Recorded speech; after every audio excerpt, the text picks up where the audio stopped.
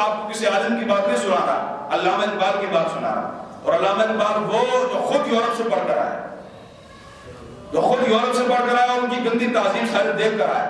وہ اگر کیا کہتے ہیں، آب حیوان از دم خنجر طلب، از دہان اژدہا کوثر طلب، سنگ اسود از در بتخانہ خا، نافع مشک از سگے دیوانہ خا، سول عشق از دانش حاضر مجوئے، کیف حق را عزیز جانے کافر مجوئے.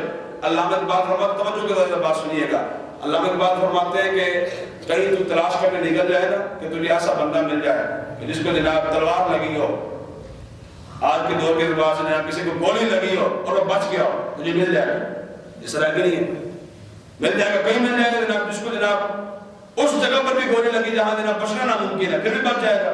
جب لکھی نہیں ہے تجھے ملنا تلاش کرنا چاہے تو ناممکن چیزیں تجھے مل سکتی. اقبال کہتا ہے کہ جناب تجھے تلاش کرنا چاہے، جناب کسی کو جناب تلوار لگی، گولی لگی اور وہ نہیں مرا، زندہ حالت میں موجود ہے، مل جائے گا. پھر اقبال کہتا ہے جناب تو تلاش کرنا چاہے کہ تجھے ایسا بندہ بھی مل جائے. اللہ اکبر. آب حیوان دم خنجر طلب، از دہان اژدہا کوثر طلب. اقبال کہتا ہے تجھے نکل لے، تلاش کرنے کے لیے نکل جائے کہ تجھے سام کے منہ سے زہر کی بجائے میٹھا شربت مل جائے.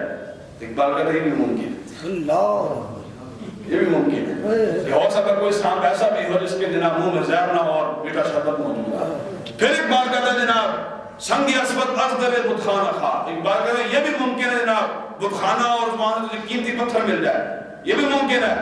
اگلی بار نافع مشک از سگے دیوانہ خا. یہ چار باتیں اقبال نے کی ہیں. ایک تو جناب گولی لگی اور بندہ زندہ موجود ہے، یہ بھی تجھے مل سکتا ہے. اور اس کے بعد جناب سام کے منہ سے زہر کے بجائے میٹھا شربت بھی تجھے مل سکتا ہے، بتخانے سے قیمتی پتھر بھی تجھے مل سکتا ہے. نافع مشک از سگے دیوانہ خا. ایک پاگل کتا جس کو خارش ہوئی ہوتی ہے نا، خارش زدہ کتا، اس کے جسم سے تجھے خوشبو بھی مل سکتی ہے. حالانکہ ہو نہیں سکتا کہ جناب خارش زدہ کتا اس کے جسم سے بدبو ہی آئے گی، خوشبو نہیں مل سکتی. لیکن پاگل پھر بھی ممکن ہے کہ ہو سکتا تجھے کوئی ایسا کتا مل جائے جو خارش زدہ بھی ہو اور اس کے جسم میں خوشبو بھی آ رہی ہو. یہ چار چیزیں ممکن ہے، لیکن ناممکن ہے، لیکن پھر بھی ممکن ہو سکتی ہیں. لیکن ایک بات سب کہتے ہیں، سنو، دانش حاضر سوز عشق از دانش حاضر مجوئے. اقبال کہتا ہے سب کچھ ممکن ہو سکتا ہے، لیکن اگر تو یہ کہے کہ دنیا کی تعلیم پڑھا ہوا، یونیورسٹی اور کالج میں پڑھا ہوا، انگریزی تعلیم حاصل کیا ہوا بندے کے پاس عشق رسول مل جائے، کبھی بھی نہیں ہو سکتا. کتنی بڑی بات کر رہے ہیں اقبال. سوز عشق از دانش حاضر مجوئے، کیف حق را عزیز جانے کافر مجوئے. اقبال کہتا ہے جناب سام کے منہ سے زہر کے بجائے میٹھا شربت مل سکتا ہے اور بتخانے سے قیمتی پتھر بھی مل سکتا ہے. پاگل کتے سے خوشبو، کستوری کی خوشبو بھی آ سکتی ہے. لیکن اگر تو یہ کہے کہ جناب دور حاضر کی تعلیم پڑھا ہوا اور انگلش پڑھا ہوا، جناب اس کے سینے سے اس کے جناب اندر سے عشق رسول کی خوشبو آ جائے، کبھی بھی نہیں ہو سکتا.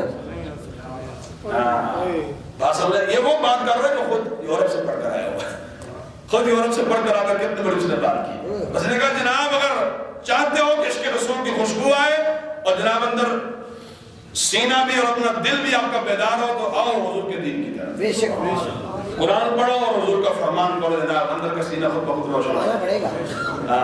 ہم نے قرآن کو پس پش ڈال دیا، انگریزی کے پیچھے ہم دوڑے پھر رہے جناب. انگریزی جناب جتنے انگریزی پڑھ لو جناب اتنا جناب فائدہ ہے. بھائی قرآن کو کس نے پڑھنا یار؟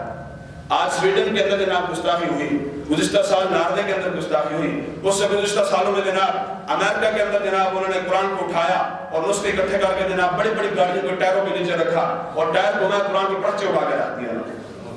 اور جہاں شراب کی حرمت تھی وہاں شراب انہوں نے قرآن کے اوپر گرائی. جہاں جناب خنزیر کی حرمت قرآن میں آئی تھی وہاں انہوں نے خنزیر کے جناب گوشت کے ٹکڑے وہاں رکھے. یہ کیوں ہوا؟ کیوں ہوا یہ کچھ؟ اللہ جی ہماری وجہ سے ہوا. اسی طرح میں اپنے ہو کے قرآن ہمارے لیے اترا تھا، کسی اور کے لیے نہیں اترا کہ جناب مودی کے لیے قرآن اترا یا جناب ٹرمپ کے لیے قرآن اترا یا کسی کافر کے لیے قرآن اترا. قرآن حضور کے غلاموں کے لیے اترا، مسلمانوں کے لیے اترا تھا. جب آپ اور میں اپنے ہو کر ہم نے قرآن کو جناب سینے میں جگہ نہیں دی، ہم نے قرآن کو جناب گھر میں جگہ نہیں دی، اپنے بچوں کو قرآن کی تعلیم نہیں دلوائی، تو غیر سے کیا توقع رکھتے ہو کہ تمہارے قرآن کو گھر میں جگہ دیں گے؟ تو تمہارے قرآن کی حفاظت وہ کریں گے، تمہارے قرآن کی عزت وہ کریں گے. جب تم میں اپنے ہو کر قرآن کی ہم نے جناب قرآن کو سینے میں جگہ نہیں دی، تو غیر کیسے قرآن کو سینے میں جگہ دے سکتے ہیں؟ اس لیے دوبارہ آنا پڑے گا حضرت جی، قسم کے ساتھ قرآن کی تلاوت کرنی پڑے گی. آج وہ قرآن کو کیوں چلاتے ہیں پتہ ہے؟ وہ کہتا ہے جناب جیسے ہماری انگلش کی کتاب ہے ویسے ان کا قرآن، استغفر اللہ، جیسے ہماری انگلش کی کتاب میں کوئی والی وارث کو نہیں، ان کے قرآن میں بھی کوئی والی وارث کو نہیں، اس لیے جناب قرآن جلا دیتے ہیں۔ آپ اٹھ کر ان کو بتائیں نا کم از کم جناب، ہاں مسلمان ہیں والی وارث، کیوں نہیں ہے؟ قرآن ہمارے لیے نازل ہوا ہے، ہم ہی قرآن کے والی وارث ہیں۔ لیکن کیا ہوا، حالات بدل دیے گئے۔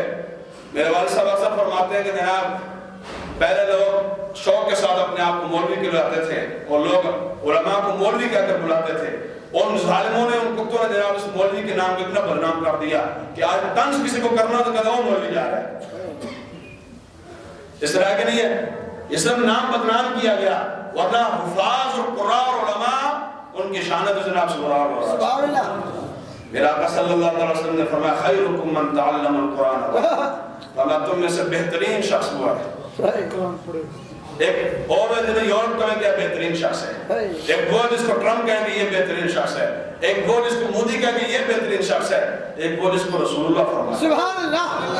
اینا کو کہنے کی حیثیت ہے، ہم اسی کو مانے جس کو رسول اللہ نے فرمایا خیرکم من تعلم القرآن وعلمہ، فرمایا تم میں سے بہترین شخص وہ ہے جو خود بھی قرآن پڑھے اور دوسروں کو قرآن دے۔ سبحان اللہ۔ یہ علماء عام بندے نہیں ہوتے، آپ سمجھتے ہیں جناب ان کی بھی دو کان ہیں، دو اکھر ہیں جناب، دو ہاتھ ہیں جناب، سب کو ساڑھے ورگے جناب، ساڑھے ورگے انسان ہے کہ عزت اللہ تعالیٰ فرماتا ہے۔ کیا خیال ہے؟ جس کو عزت عطا فرما دے، کسی کو ذلیل کر دے، عزت اور ذلت کس کے ہاتھ میں؟ اللہ کے ہاتھ میں۔ یہ مصلی رسول اللہ کا مصلی ہے، یہ مصلی امامت جس پر علماء کھڑے ہوتے ہیں، حفاظ کھڑے ہوتے ہیں، یہ حضور کی امامت، یہاں حضور مصلی امامت پر کھڑے ہوئے جناب قوم کی امامت فرمایا کرتے ہیں۔ یہاں مصلی تو نہیں ہے کہ چودھری صاحب کس نے دیتا ہے، کسی ایم این اے نے دیا ہو، کسی ایم پی نے دیا ہو جناب، نہ نہیں، حضور کا مصلی۔ ہاں، اس پر کھڑے ہو کر ہمیں فخر بھی محسوس ہوتا ہے۔ الحمدللہ الحمدللہ۔ اس لیے کہ جناب لوگ ہوتے ہیں کسی کی چپڑاسی ہے، کوئی کسی کے لیے کام کرتا ہے، کوئی کسی لیے ان کے لیے کام کرتا ہے، ہمیں فخر نہیں ہے کہ ہم حضور کے لیے کام کر رہے ہیں اور حضور کے دین کے لیے کام کر رہے ہیں۔ ختم نبوت زندہ باد، تاجدار ختم نبوت زندہ باد، رہے گا یوں ہی ان کا، رہے گا یوں ہی ان کا، سبا نبی من سبا نبی من سبا نبی، تاجدار ختم نبوت زندہ باد۔ اس لیے اپنے اندر بیداری پیدا کرے اور کم از کم قرآن کی تلاوت روزانہ کیا کرے، اپنا معمول بنائے کہ آج کے بعد ہمیں قرآن کی تلاوت انشاءاللہ۔ آپ جو اللہ کے بندو، اگر آپ قرآن کو پسند پوچھ ڈال دیں گے اور قرآن کی تلاوت نہیں کریں گے تو مجھے بتائیں نا کہ غیر قرآن کی تلاوت کر سکتا ہے؟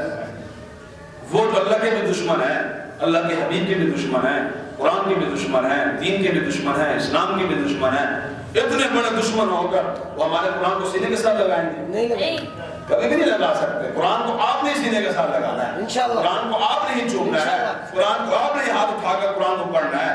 اگر آپ نے قرآن کو پس پش ڈال دیا تو بتائیں کسی کے ساتھ کیا توقع کی جا سکتی؟ کی جا سکتی توقع؟ اور باقی دور ایسے چل رہا ہے، قربان جائے میرا آقا صلی اللہ علیہ وسلم آپ کی نگاہ پر، جو 1400 سال بعد ہونا تھا، قیامت تک ہونا تھا، حضور نے پہلے جانا۔ بے شک میرا آقا رہا یاتی علی الناس زمان لا یبقى من الاسلام الا اسمہ، فرمایا میری امت پر ایک ایسا وقت بھی آ جائے گا کہ اسلام کا صرف نام باقی بچ جائے گا۔